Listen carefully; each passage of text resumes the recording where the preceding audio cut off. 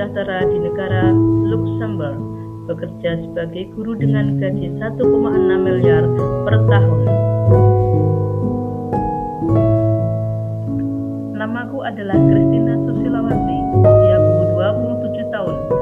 Aku adalah seorang guru SD di Luxembourg dengan gaji 1,6 miliar per tahun. Angin musim dingin di Luxembourg City hari ini menembus sampai ke tulang rusuk, tapi kehangatan di dalam kelas 3D tempatku mengajar membuat segalanya terasa lumer. Melihat anak-anak bermata biru, coklat, dan hijau memanggilku Madam Christina dengan aksen Prancis Jerman yang kental, rasanya seperti mimpi yang terlalu jauh untuk seorang gadis yang dulunya hanya berlarian di jalanan berdebu di Jawa.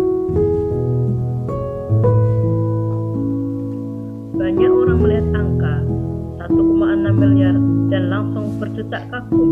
Enak banget, Chris, kata mereka. Kerja santai, gaji pejabat.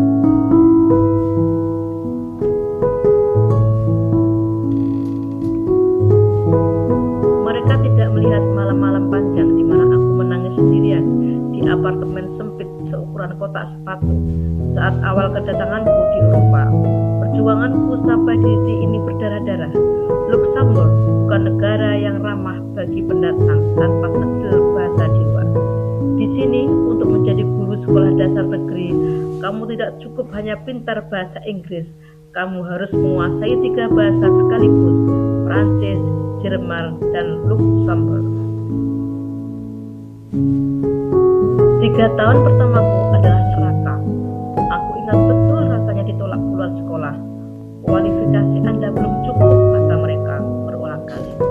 Sambil mengejar penyetaraan ijazah, sertifikasi yang susahnya minta ampun, aku bekerja serabutan.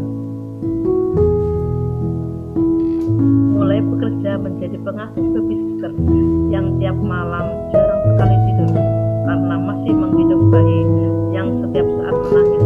Aku harus siap siaga. Menjadi pelayan restoran yang kakiku bengkak setiap pulang kerja karena aku tidur hanya 4 jam sehari.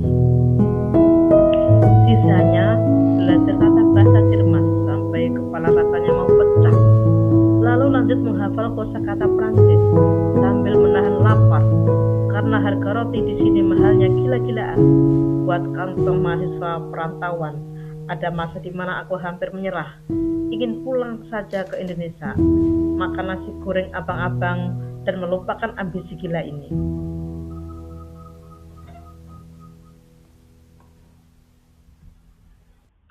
Tapi Tuhan itu adil.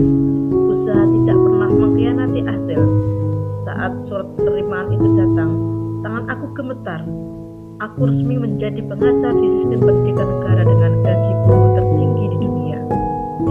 Saat slip gaji pertamaku turun, setara ratusan juta rupiah per bulan, jika dikurskan, aku tidak berteriak senang.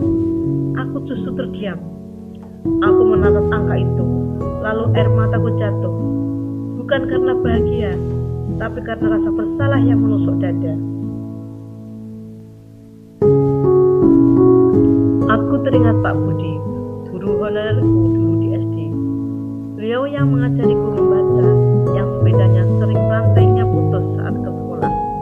Gajinya mungkin 300.000 atau 500.000 per bulan. Bayar rapel 3 bulan sekali.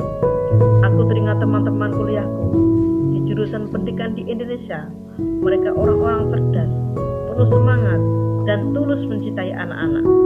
Tapi sekarang, mereka harus nyambi jualan pulsa, jadi ojek online, atau buka jasa ketik skripsi hanya untuk menyambung hidup mereka. Gaji mereka sebagai pahlawan tanpa tanda jasa, bahkan seringkali lebih rendah dari uang jajan anak sekolah yang mereka ajar. Di Luxembourg, guru adalah profesi yang sangat dihormati, setara dengan hakim atau dokter spesialis.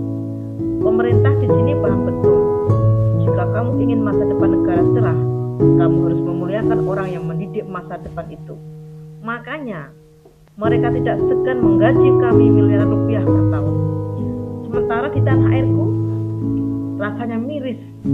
Hatiku sakit setiap kali melihat berita guru di pedalaman yang harus menyeberang sungai deras demi mengajar.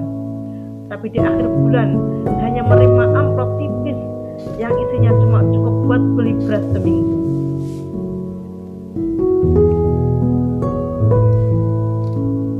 Gaji 1,6 miliar ini memang mengubah hidupku. Aku bisa mengirim uang untuk orang tua, merenovasi rumah di kampung, dan traveling keliling Eropa. Tapi jauh di lubuk hatiku ada doa yang selalu kuselipkan.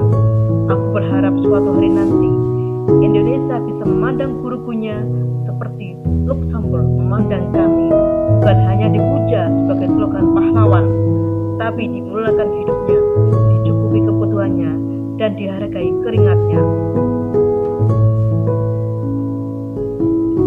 Karena aku tahu di luar sana ada ribuan Kristina lain yang berjuang di ruang kelas yang panas dan bocor, dengan perut yang mungkin setengah lapar, tapi tetap tersenyum demi anak-anak bangsa. Mereka layak mendapatkan lebih dari sekedar ucapan terima kasih. Cerita ini dari Kristina benar adanya. Untuk gambar yang dipakai hanyalah pendukung. Semoga guru-guru yang ada di Indonesia lebih diperhatikan lagi kesejahteraannya, walaupun tidak seperti Kak Kristina. Bagi yang mendukung silakan like dan subscribe.